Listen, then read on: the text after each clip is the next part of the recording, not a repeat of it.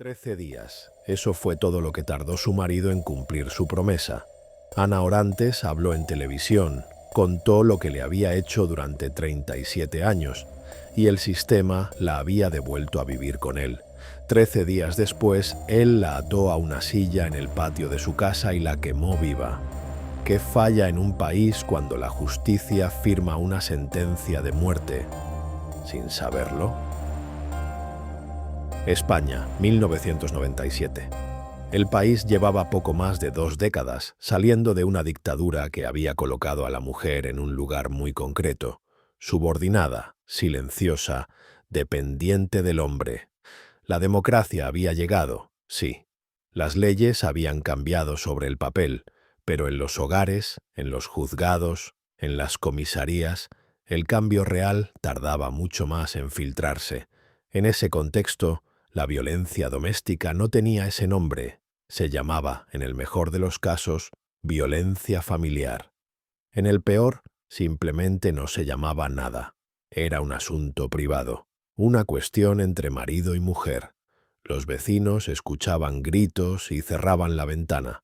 Los jueces dictaban sentencias salomónicas y las mujeres aprendían desde pequeñas que aguantar era una forma de querer. Ana Orantes tenía 60 años cuando decidió romper ese silencio. No lo hizo en un juzgado, porque ya había intentado esa vía y el resultado había sido devastador. Lo hizo delante de una cámara de televisión en un programa local de Granada. Habló con calma, con una serenidad que resultaba más perturbadora que cualquier grito. Describió décadas de golpes, humillaciones, violaciones y amenazas, y millones de personas la escucharon por primera vez. Pero lo que este vídeo no va a contarte es solo su historia. Eso ya lo saben muchos.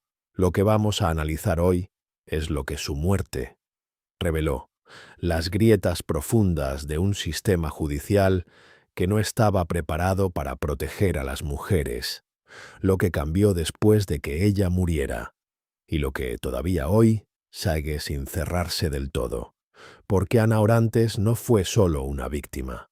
Fue, sin quererlo, el detonante de una revolución legal en España. Y para entender su legado, primero hay que entender el horror que lo precedió. Ana Orantes Ruiz llevaba casada con José Parejo desde 1956, 4 décadas, 13 hijos, y una historia de maltrato sistemático que ella misma describió con una precisión escalofriante ante las cámaras del Canal Sur el 4 de diciembre de 1997. En ese programa, presentado por Irma Soriano, Ana se sentó tranquila y habló. Dijo que su marido la había pegado desde el principio, que la había encerrado, que la había violado, que había maltratado también a sus hijos, que en más de una ocasión había temido por su vida. Pero lo más perturbador, lo que dejó en silencio al plató entero, fue cuando explicó que ya había acudido a la justicia, que había conseguido el divorcio, que había una sentencia judicial y que esa sentencia la obligaba a seguir viviendo en la misma casa que su agresor, porque el juez había partido el inmueble en 2. Piénsalo un momento. Un tribunal español, en los años 90, consideró que la solución adecuada para una mujer maltratada durante décadas era compartir el mismo techo con su verdugo. No había orden de alejamiento, no había protocolo de protección, no había nada. El 17 de diciembre de 1997, 13 días después de la emisión del programa, José Parejo ató a Ana a una silla en el patio trasero de la casa, la roció con gasolina y la prendió fuego. Ana murió, quemada viva. Parejo fue detenido ese mismo día, confesó, no mostró arrepentimiento. Fue condenado en 1999 a 27 años de prisión por asesinato, una cifra que a muchos les pareció insuficiente, pero la condena de Parejo fue lo menos relevante de todo lo que ocurrió después, porque lo que verdaderamente cambió no fue lo que le pasó a él, sino lo que empezó a moverse en España, cuando el país entero cayó en la cuenta de que el sistema había tenido la oportunidad de salvarla y no lo había hecho. Lo que encontraron al analizar el caso lo cambió todo. La muerte de Ana Orantes no fue solo un crimen, fue un diagnóstico, un documento en carne viva sobre el estado de la justicia española respecto a la violencia contra las mujeres. El primer fallo fue la sentencia de divorcio. En 1995, cuando Ana logró separarse judicialmente de Parejo tras décadas de maltrato documentado, el juez ordenó que ambos siguieran residiendo en la misma vivienda, dividida entre ellos.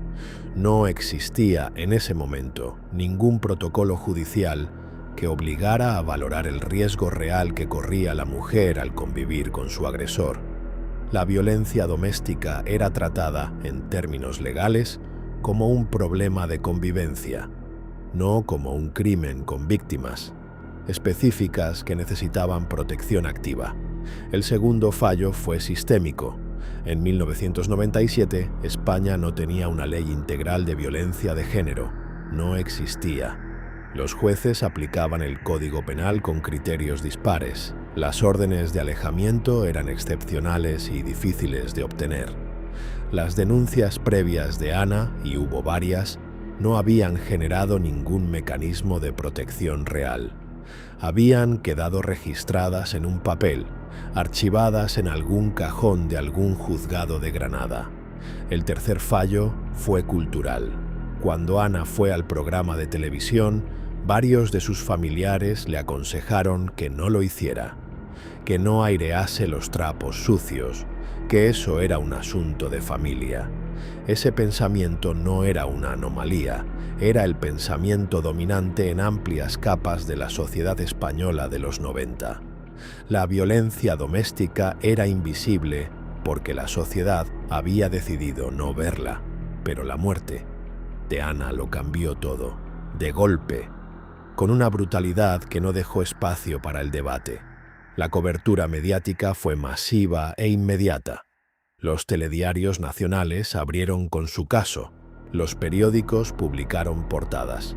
Por primera vez en la historia reciente de España, la violencia doméstica se convirtió en el centro del debate público, sin eufemismos y sin salida de emergencia.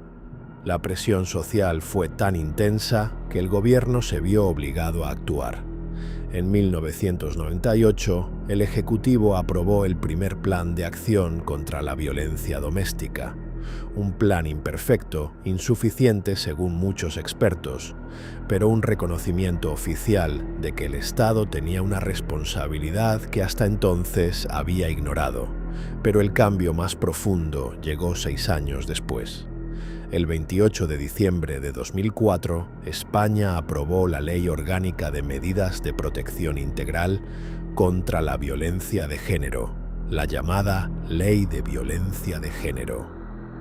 Una legislación pionera en Europa que reconocía por primera vez que la violencia contra las mujeres en el ámbito de la pareja era una forma específica de discriminación, no un simple delito de lesiones entre particulares.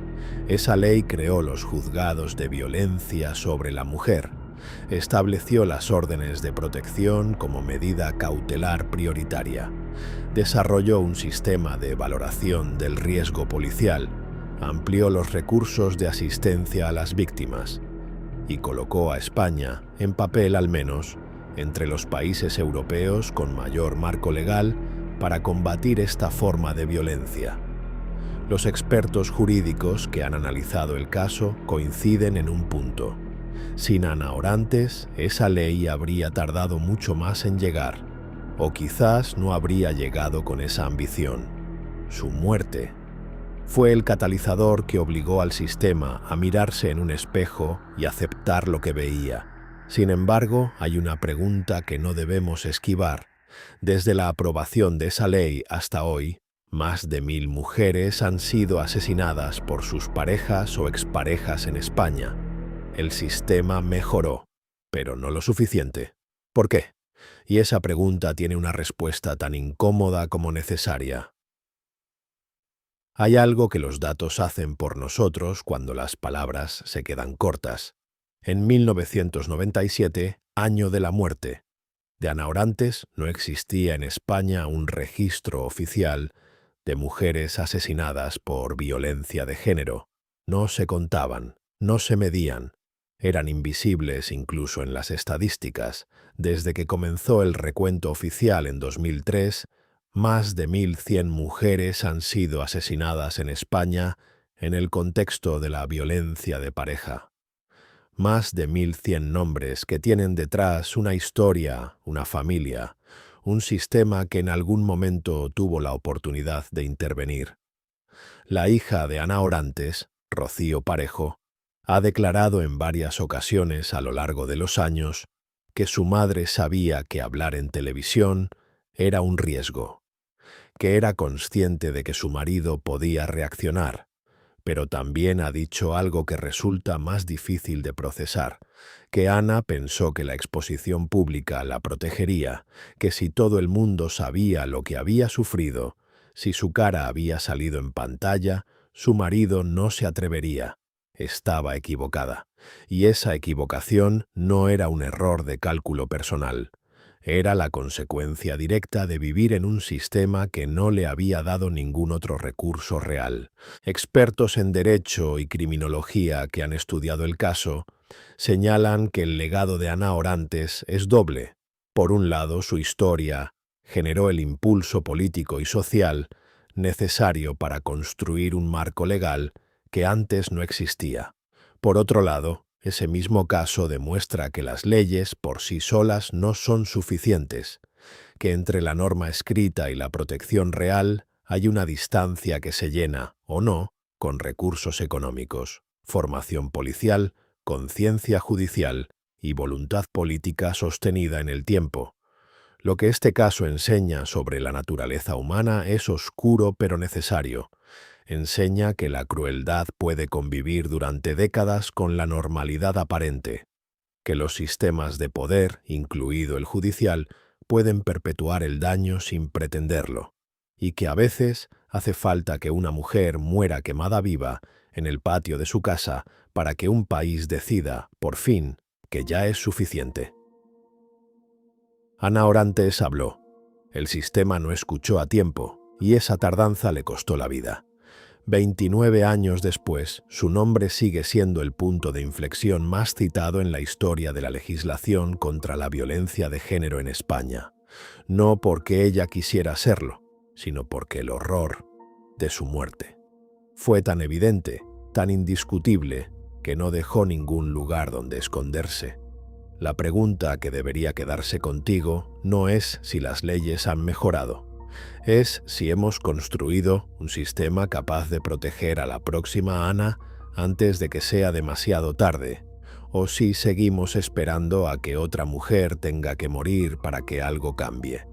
Si este vídeo te ha hecho pensar, si crees que estas historias deben contarse sin miedo y sin filtros, suscríbete a Almas Corruptas. Aquí no miramos hacia otro lado.